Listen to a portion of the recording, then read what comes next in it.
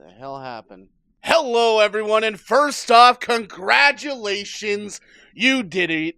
You graduated college in 2025, which is quite an accomplishment. You survived the lectures, the ramen, the group projects where Chad did nothing but put his first name on the Google Doc. You've crossed the finish line, and now you're here in the real world, which is basically just college, but with less pizza and way more bills, so buckle up.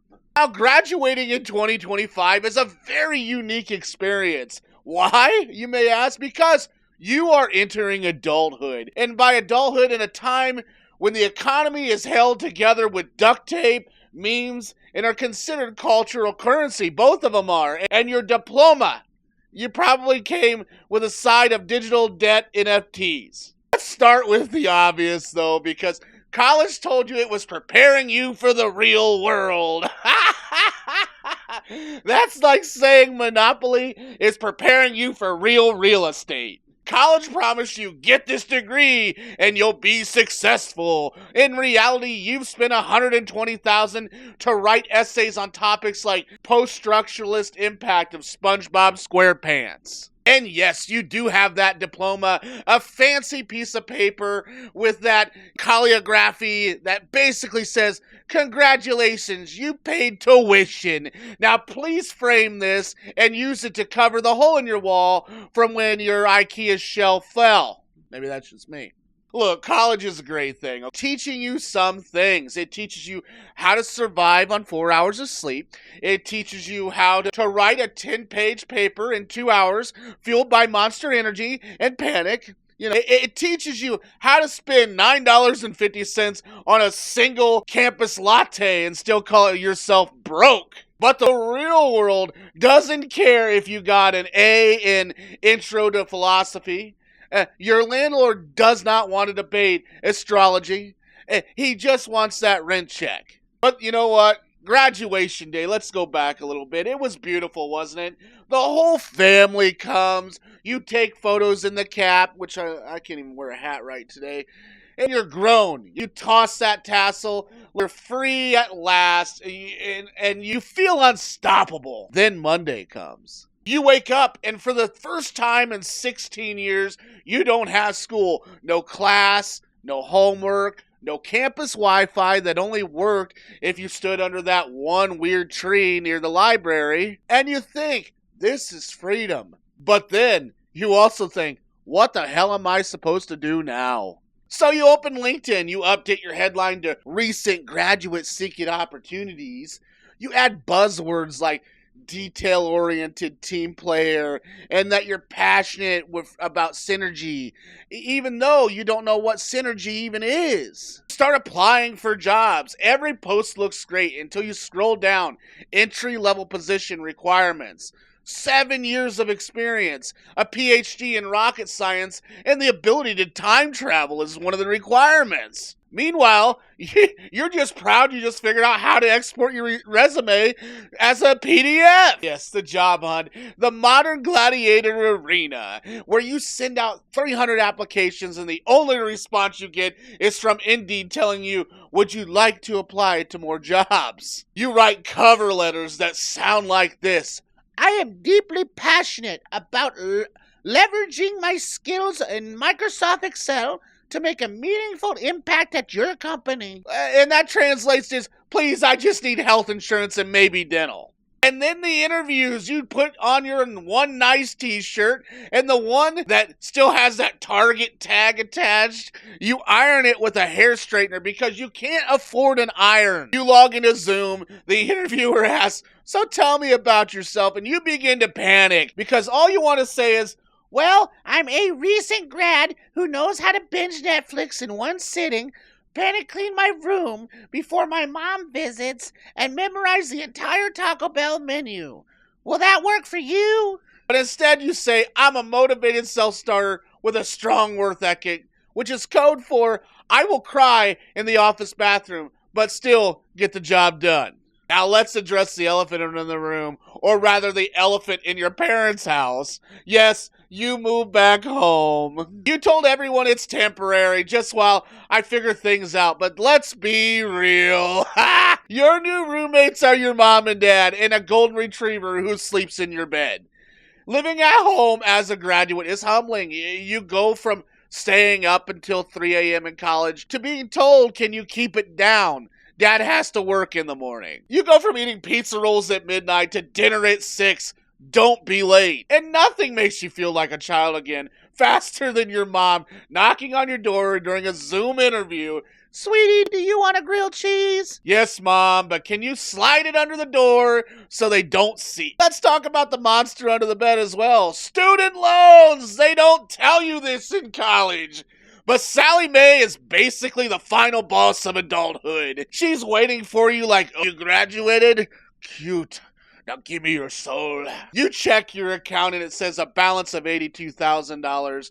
Monthly payments of $1,200. You're like, that's my rent and also my groceries and also my car and also my existence. And the interest grows faster than TikTok dances, let me tell you. The government says it's okay, you'll pay it off in 10 years. Translation, you'll die before this balance even goes down. But hey, at least your degree in creative writing will help you craft beautifully worded emails while you cry yourself to sleep every night. Laughing through the pain, that's exactly what this is all about. You graduate thinking, okay, I'm an adult now, but that doesn't even mean nobody tells you what they say. Welcome to the real world. And the real world is just taxes that feel like math class with a gun to your head.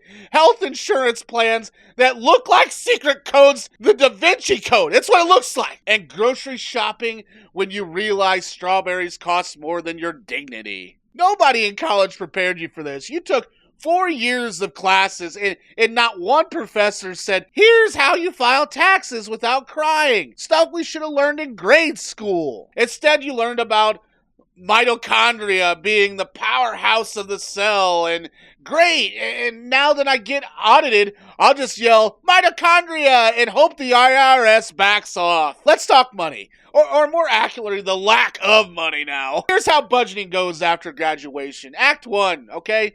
Sit down with your laptop, you're motivated, and you open Excel, you create categories, rent, grocery, gas, fun, savings. You feel like Warren Buffett. Fill in the numbers. Rent is $1,000, groceries $300, gas $150, student loans $500, savings $200, and you're feeling responsible, mature, a true adult. You realize your income is $0. Suddenly, that fun category is just crying in your car while listening to sad Taylor Swift songs. It's a bad life. Now, because jobs pay you in experience instead of money, you're told, start a side hustle.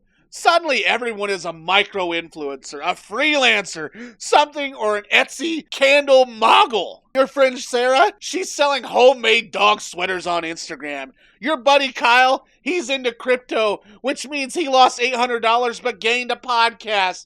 And you're thinking, welcome to adulthood, where capitalism tells you to work 3 jobs so you can afford oat milk. Dating in college, that was already a dumpster fire, but at least you had a pool of people your age, in the same life stage, equally confused. Now dating after a graduation is like entering a chaotic Costco. Everyone is wandering around, looking for samples, pretending they know what they're doing. You open Tinder and suddenly there's a mix of 23-year-olds who still live with their parents. There's some 32-year-olds who just got out of a serious relationship, and one 47-year-old named Greg who owns a boat and says, I'm young at heart. And dates, they're not Netflix and chill anymore.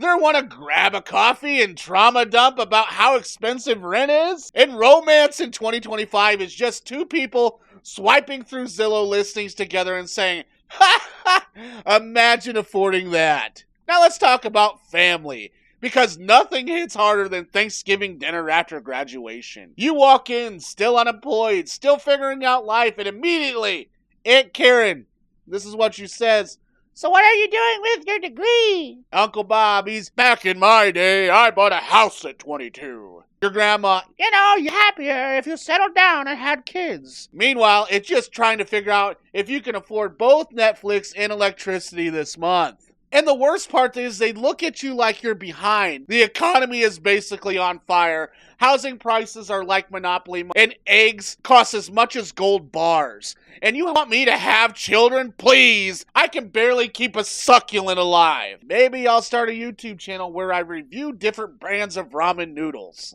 Here's the thing about graduating in 2025. Thanks to social media, you're constantly comparing yourself to everyone else. You open Instagram, and it's like one friend just got a job at Google, another is traveling through Europe, and someone else just got engaged on a mountaintop. You're at homes, in sweatpants, reheating leftover mac and cheese from lunch. But here's the secret nobody tells you. 90% of this is fake. Your friend at Google, they cry in the bathroom twice a week. That Europe traveler, their credit card debt could buy a small car. They had an engaged couple. They fought about IKEA furniture for 3 hours yesterday. Nobody has it together. Try your best. You're gonna fail just like the rest of us.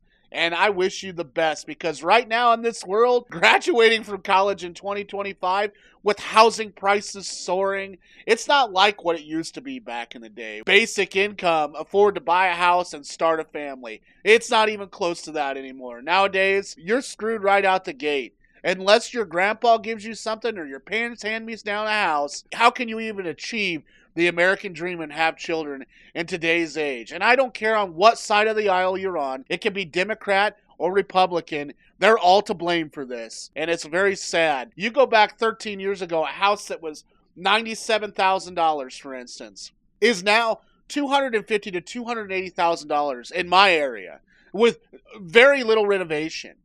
And then interest rates on top of that at 6 to 7%. So your house payment well over $2,000 a month. How can somebody with basic income afford that? Meanwhile, minimum wage here in Indiana is $7.46, I do believe. Make that make sense. It makes sense. The American dream is crushed, and you should have went to trade school. Bottom line. Sorry. Thanks for watching. We'll catch you on the next one. Hope you found some of this funny and get you through your day, and have a good one.